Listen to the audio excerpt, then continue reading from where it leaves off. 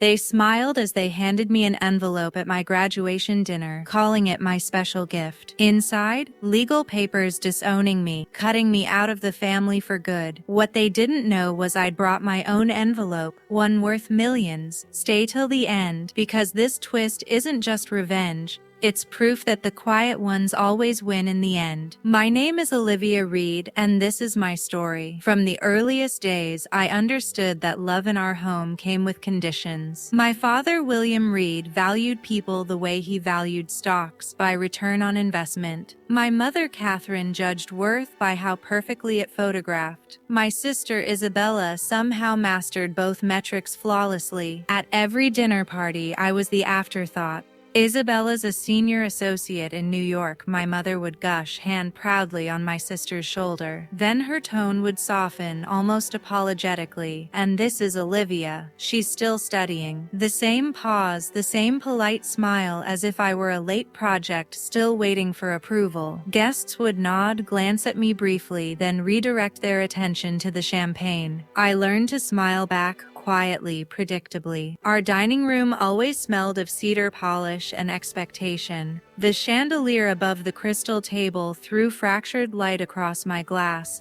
scattering reflections that never quite settled. I used to count them, tiny broken halos, while my father discussed markets and mergers, and my mother rehearsed gratitude to donors who mistook vanity for virtue. Isabella thrived in that world. She learned how to glide between conversations, when to laugh softly, when to tilt her head just enough to look engaged. I studied her like a science. Every gesture earned approval. Every pause was calibrated. I, on the other hand, worked nights at a cafe near campus. The espresso machine hissed louder than any conversation at home. There, people didn't care about last names or legacies. They just wanted their orders right and their names spelled correctly. I liked that. It was measurable, clean, honest. One Sunday, after a long shift, I came home to find Isabella sitting at the kitchen counter, her laptop open, my father pouring wine. "We were just talking about you," he said, swirling the glass. "Isabella thinks you're wasting your time behind a coffee counter." Isabella didn't look up. "It's not wasting, Dad. It's character building." Her tone was light, but the edge was there, sharp enough to slice through the polite air. I laughed softly, pretending it didn't sting. "I'm funding my tuition," I said. My father shrugged. "Degrees don't pay bills, Olivia. Numbers do. Remember that?" I wanted to remind him that I understood numbers better than anyone in that house, that I could build systems, track variables, model outcomes, but his attention was already drifting back to Isabella. After that night, I stopped trying to join their conversations. I just started watching, observing, collecting data in the quiet way that made sense to me. Still, there were moments I thought maybe things would change, like when I earned a national research scholarship. I sent them the email, attached the press clipping, waited for something. My mother replied 6 hours later, "So proud of you, sweetheart. We have a gala tonight. Can we post about it tomorrow?" They never did.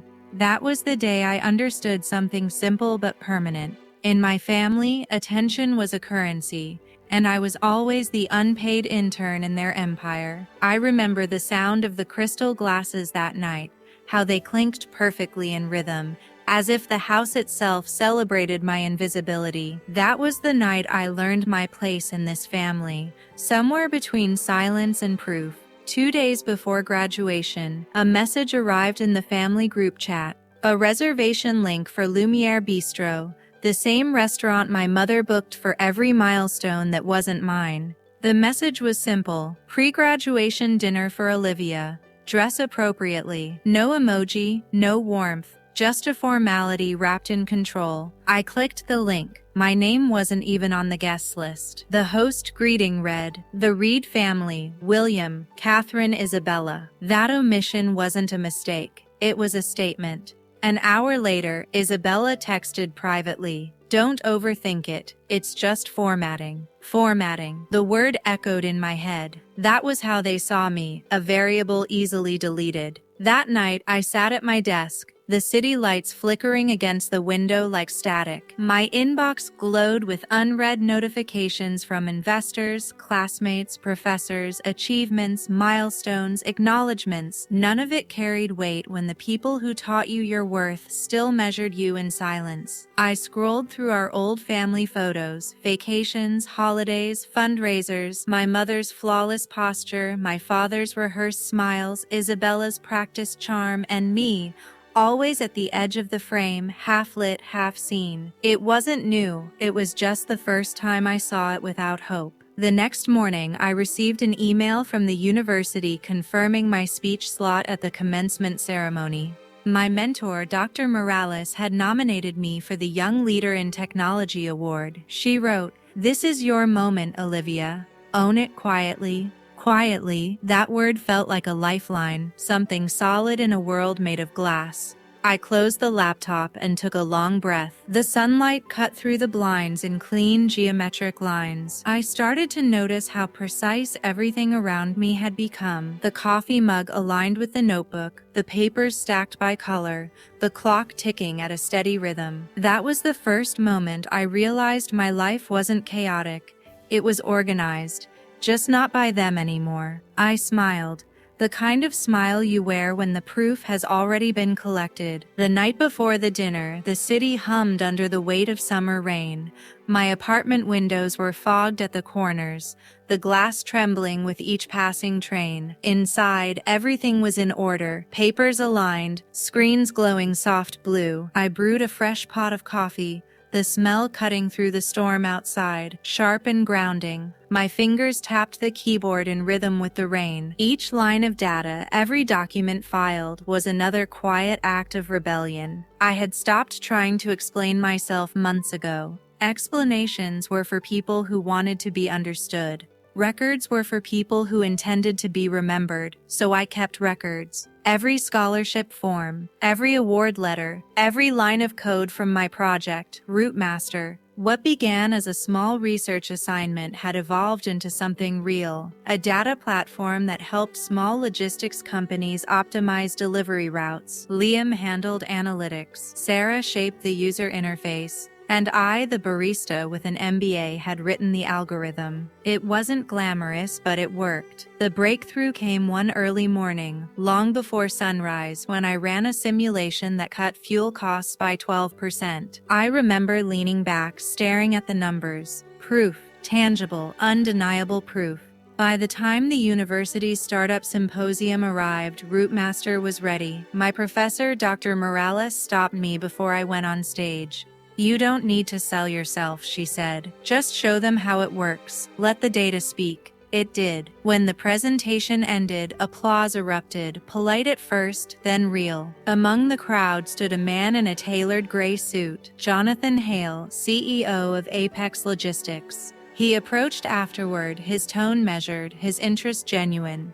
"You've built something scalable," he said, studying the graphs. "But more than that, something fair." Fair, a word I hadn't heard in years. We met twice after that. The third time, he slid a folder across the table. Inside was a letter of intent. Apex wanted to acquire Rootmaster for $6.2 million plus a director-level position for me post-graduation. I didn't sign immediately. I read every clause, every subline. I wanted to make sure the system I'd built, the one born from silence, not privilege, stayed intact. When I finally signed, it wasn't triumph I felt. It was balance. From that point, I started building my own archive, digital copies of every document, time-stamped and encrypted, transaction receipts, licensing records, payment confirmations, the kind of paper trail that doesn't just tell a story, it seals it. The night I received the final transfer confirmation, I printed the letter. The sound of the paper sliding out of the printer was cleaner than applause. That's when I opened the family group chat for the first time in months. The most recent message was from my mother, a photo of Isabella at some law firm gala, captioned, "Proud doesn't begin to cover it." I typed a simple reply, "Graduation dinner confirmed? I'll be there." No emojis, no explanation. After that, I cleaned the apartment the way I always did before major moments. Every item had a place, every line symmetry. On the desk, my offer letter, my degree folder, and a small envelope I'd kept since childhood. A faded birthday card my mother once gave me with "To my little dreamer" written on it. I placed the new documents beneath it.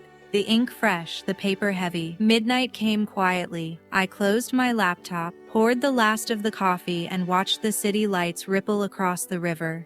I thought about that upcoming dinner, their smiles, the cameras, the performance. For the first time, I wasn't afraid. They would bring their own letter, thinking it would define me. What they didn't know was that I'd already signed something far more permanent: my independence. I fell asleep with that thought. The rain had stopped. The silence that followed felt almost ceremonial. The next morning, I woke before sunrise. The first light caught the corner of the desk, gleaming off the silver clip holding the contracts together. I touched the paper lightly, grounding myself. I didn't dress for them. I dressed for records. Clean blazer, tied hair, neutral tones, the kind of look that doesn't beg to be seen but demands to be remembered. Before leaving, I aligned my coffee cup next to the laptop, exactly 1 inch from the edge. Habit, order, proof.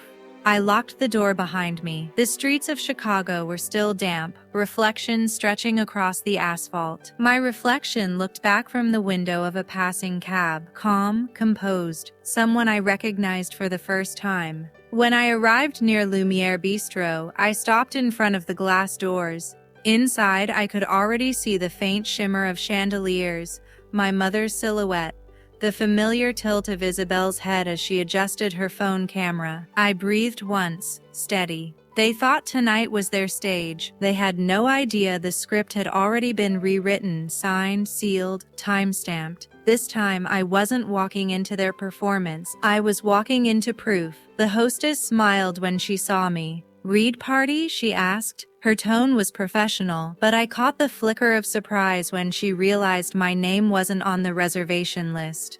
I nodded anyway.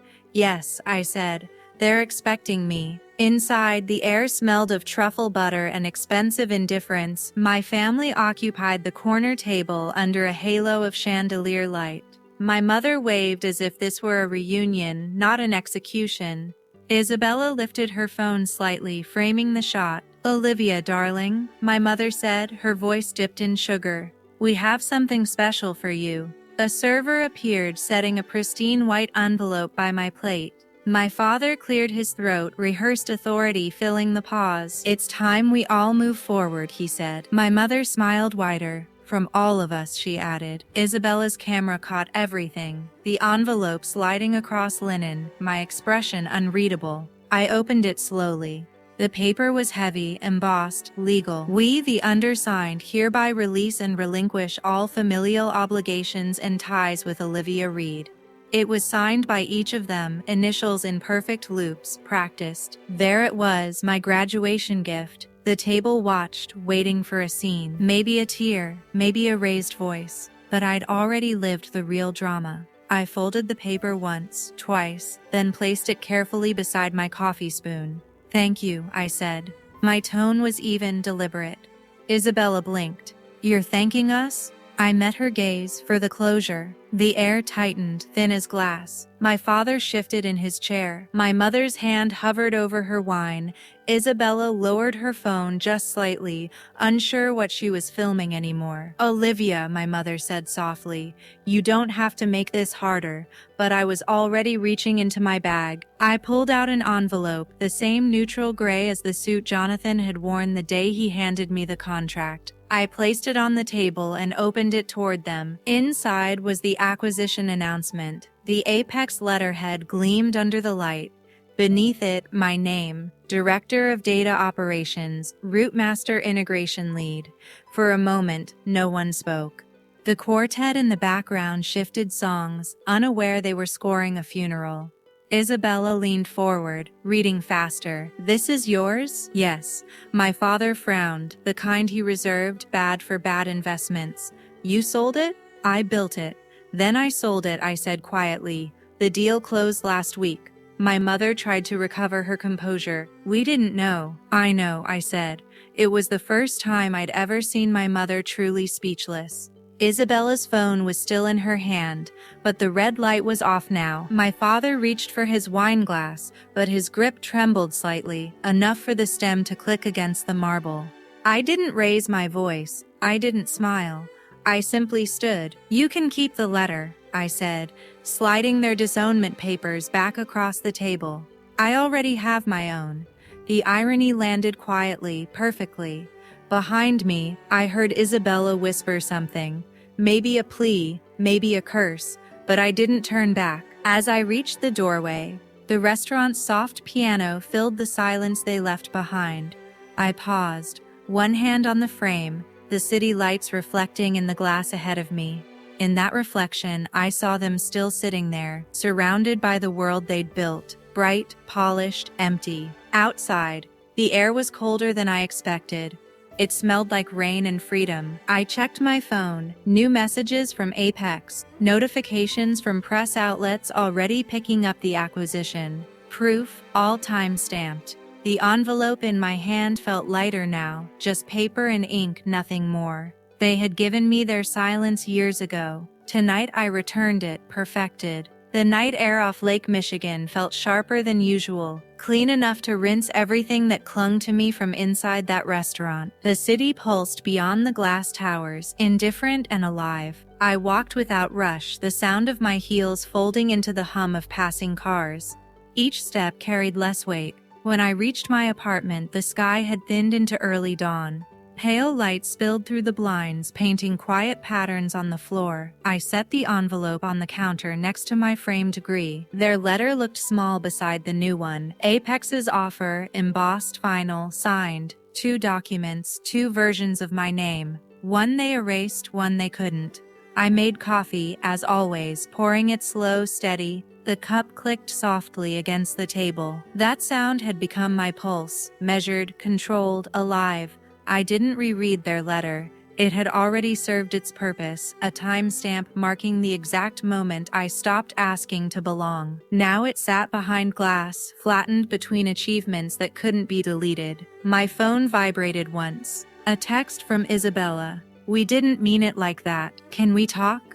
I stared at it for a while. The dots blinked, disappeared, blinked again. Then I turned the phone face down. Some messages aren't meant to be answered. They're meant to echo into silence. The light shifted, warmer. Outside, the city stretched awake. Delivery vans, joggers, the rhythm of another ordinary day. I opened the window, letting the air in. Somewhere below, a train screeched, metal against metal, raw and honest. In the reflection on the glass, I saw a woman who no longer needed to explain why she was standing there alone. I picked up their letter one last time, folded it neatly, and slid it behind the frame of my degree. Not hidden, just placed in order. Evidence of what was. Proof of what changed. The air in the room steadied. My shoulders did too.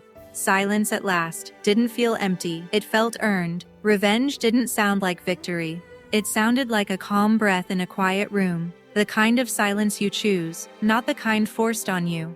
Families break loudly. Peace rebuilds quietly. They wrote me out of their story, but I became the footnote they'll never erase. Some stories don't end with forgiveness, they end with clarity. If you've ever been the quiet one in the room, the one everyone underestimated, this one's for you. Watch till the end, because sometimes silence isn't surrender, it's strategy.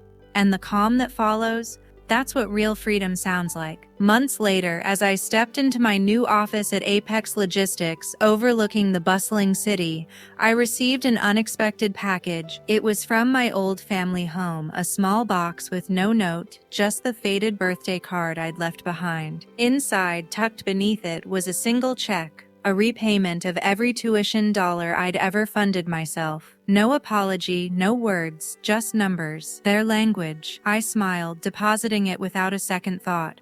It wasn't about the money anymore. It was about the acknowledgement they could no longer ignore. My platform had gone global, featured in industry headlines, inspiring others like me to build from the shadows.